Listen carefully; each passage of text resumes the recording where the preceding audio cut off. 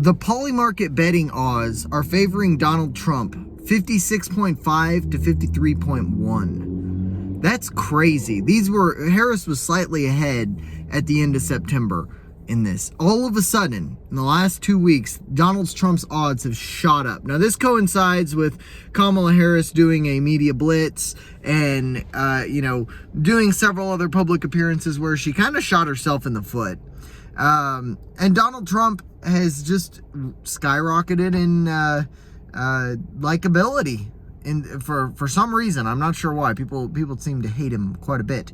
But this says to me that the polls are probably a lot more biased toward Kamala than you would think. Right now, it's a virtual tie between Trump and Harris. But the betting markets are showing a 13% difference. Now, that's significant because what the betting markets are people, regular people taking their money. Now, you could say maybe there's some super PACs or something, throwing a lot of money at these to try to sway them one way or the other. I don't know. But ostensibly, this is regular people trying to get paid. So this is what people really think. And the thing that the polls don't take into account are voters that don't want to let you know who they're voting for. So that could be people that they don't want to talk about the fact that they're going to vote for Donald Trump, whether they actually like him or not.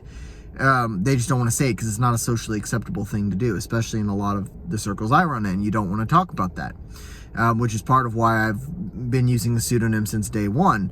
I like my job. But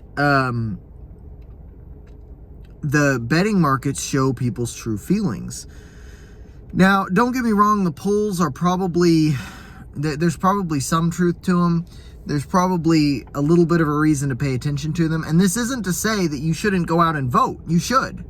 You should absolutely go out and vote. If Trump is polling, even if Trump was polling by 20%, so everybody thought, well, okay, he's got it in the bag. Well, he loses because his supporters aren't going out to vote. This is called hubris, and I think it cost Trump in 2020. The other thing that's important, the reason to go and vote, even if you live, where I do, I live in a state that's Republican plus 10-ish, I think. I'm still going to vote because if Trump wins the popular vote, you will shut up the people on the left who are talking about abolish the Electoral College. They're bringing it out again. Well, it's, the Democratic vote should matter. Like, no, it shouldn't. That's not the point. That's not what we are, a coalition of states. And the states elect the president. Individuals do not elect the president. We elect electors. They elect the president. So to show that popular support of Donald Trump is extremely important because as time goes on, I will bet you I'm not even going to say within my lifetime, within the next 10 years, you're going to see a serious push from the left with proposed bills and whatnot, proposed amendments and whatnot, to abolish the Electoral College. That needs to be put to a stop. Otherwise, you're going to have New York and California controlling the entire country. The big cities, the 7 biggest cities, will control everybody else's federal government. And that's not right. It's not. The people in, say, Kansas or Missouri they're not going to have the same set of values and beliefs that people in California or Oregon have. You cannot have that sort of a tyranny over 49% of the country. It's usually like 51-49.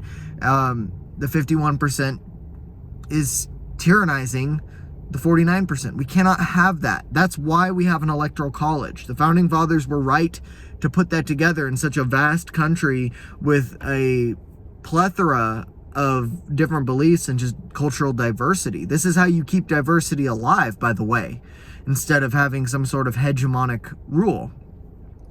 But anyway, it's looking very good for Trump. Don't let your hubris catch up with you. Go out and vote, and I'll talk to you next time.